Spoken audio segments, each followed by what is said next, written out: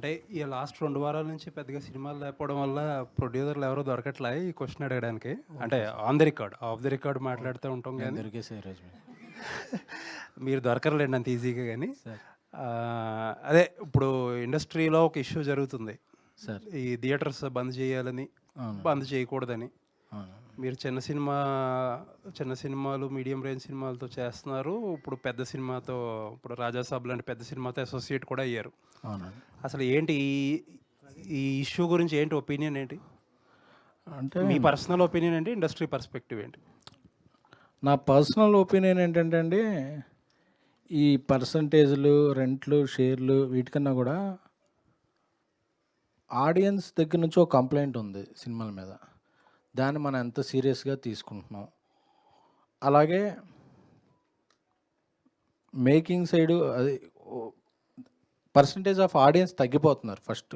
మనం ఎంత పర్సంటేజ్ పంచుకుంటాం తర్వాత. థియేటర్‌కి వచ్చే పర్సంటేజ్ తగ్గిపోతున్నప్పుడు ఎక్కువ పర్సంటేజ్‌లో వాళ్ళని ఎలా తీసుకురావాలనే దాని మీద పెద్దలు ఫస్ట్ కాన్సంట్రేట్ చేస్తూ బావుంటదని. ఎందుకంటే వచ్చేది ఎక్కువ మంది ఉంటే అన్ని సమస్యలు తీరిపోతాయి. ఇప్పుడు వచ్చేవాళ్ళు తగ్గిపోయారు కాబట్టే రెవెన్యూ తగ్గిపోయింది. ఇప్పుడు మేమెలాగా అన్నాం. వచ్చేవాళ్ళు ఎక్కువ ఎలా తెప్పించాలి అనే దానికి ఆడియన్స్ సైడ్ నుంచి కొన్ని ఇవి ఉన్నాయి. ఇండస్ట్రీ సైడ్ నుంచి కొన్ని ఉన్నాయి.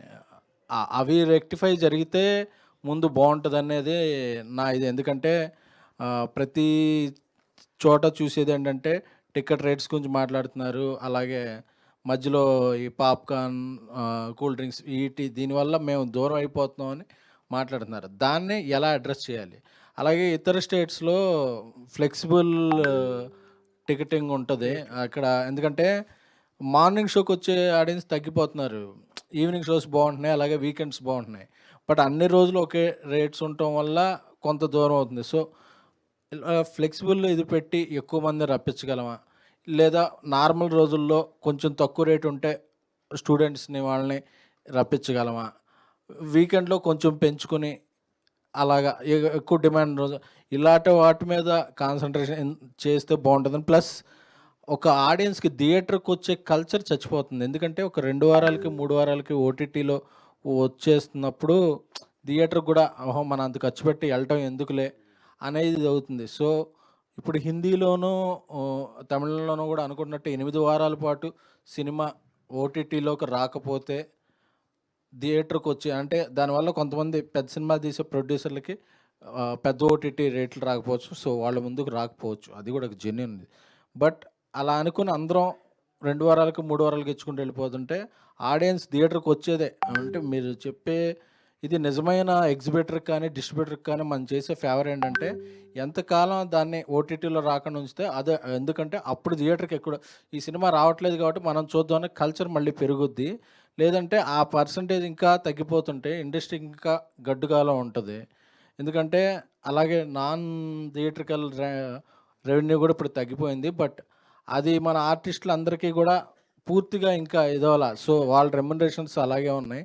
సో, వీటి మీద చర్చ జరిగితే వాటిని ఏదన్నా సొల్యూషన్స్ తీసుకుంటే ఇండస్ట్రీ పెద్దలు ఆటోమేటిక్‌గా వీటిగా ఇది దొరుకుతాయి అనేది పరిష్కారం దొరుకుద్దనేది నా వ్యక్తిగతమైన అంటే ఫీలింగ్. మీరు ఇంత ఎలాబొరేట్‌గా చెప్పారు కాబట్టి, క్లుప్తంగా ఒక మాటలో చెప్పాలంటే చాలా అవసరమైన విషయాల్ని మనం వదిలేసి, అవునండి. అవసరం లేని విషయాలను ఎక్కువ మాట్లాడుతున్నామని అంటున్నారా? అవునండి.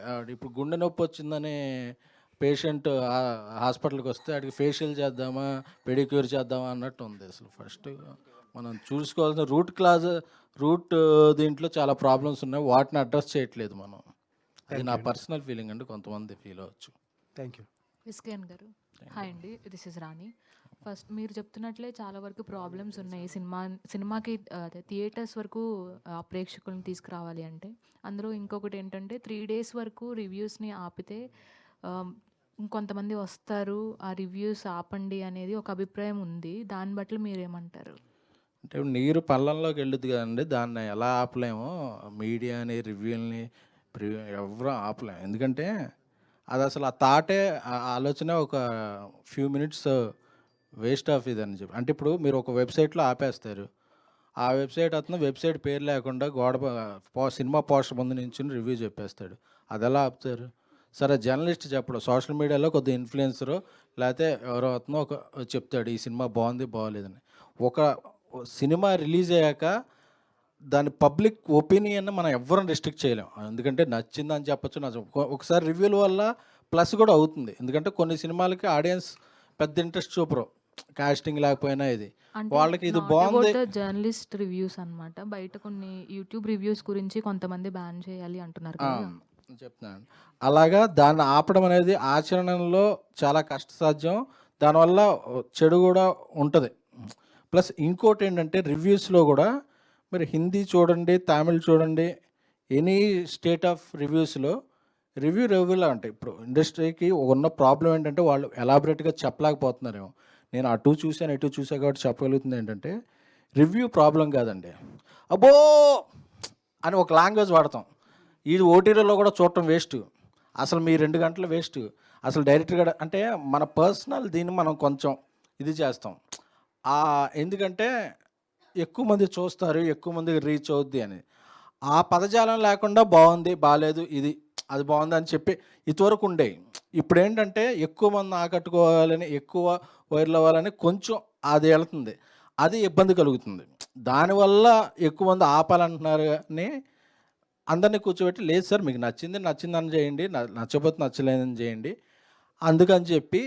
ప్లస్ 3 రోజులు ఆపక్కర్లేదండి. మార్నింగ్ షో అయ్యాక రివ్యూస్ ఇవ్వండి అంటే సరిపోద్ది. ఎందుకంటే కొన్నిసార్లు రివ్యూస్ తెల్లవారుజామున చూసేస్తారు.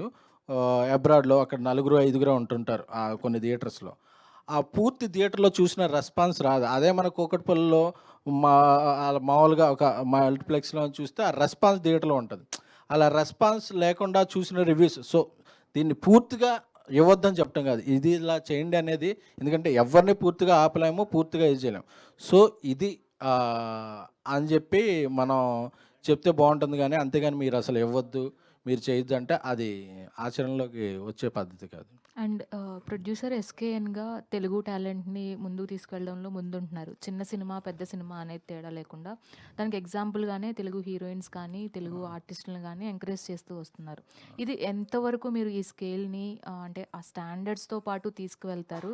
ఎంత బిగ్ స్కేల్లో మీరు తీసుకువెళ్ళాలి అనుకుంటున్నారు? అంటే నేను పనిచేసే సినిమాల్లో అంటే వీలైనంత వరకు ఫస్ట్ ప్రయారిటీ తెలుగు. అది హీరోయిన్లు అవ్వచ్చు, ఇతర ఎవరనొచ్చు, కానీ ఫస్ట్ ప్రయారిటీ తెలుగు. అంటే మనం బేసిక్గా మన కల్చర్ తెలిసిన పీపుల్, మన ఇది పైగా మన వాళ్ళని కొన్నిసార్లు అది ఆచరణలోకి చేయలేం. సో అలాంటప్పుడు బయటకు వెళ్దాం. బట్ వీలున్నంత వరకు తెలుగు టెక్నీషియన్ని, తెలుగు టాలెంట్ని ఎంకరేజ్ చేయాలనేది నా. Thank you. ఎస్కేన్ గారు, సార్ ట్రైలర్ లుక్స్ బాగుందండి. Trailer looks good. మీరు చూసారు, ఎప్పుడే వచ్చారు? చూసా. ఓకే. సో ఇలాంటి చిన్న సినిమాలకి మీరు మారుతి గారు సపోర్ట్ చేసి రిలీజ్ చేయడం అనేది అభినందించాల్సిన విషయం. అండ్ చాలామంది కొన్ని రోజులుగా ప్రభాస్ ఫ్యాన్స్ రాజాసాబ్ అప్డేట్ గురించి ఈగర్లీ వెయిట్ చేస్తారు.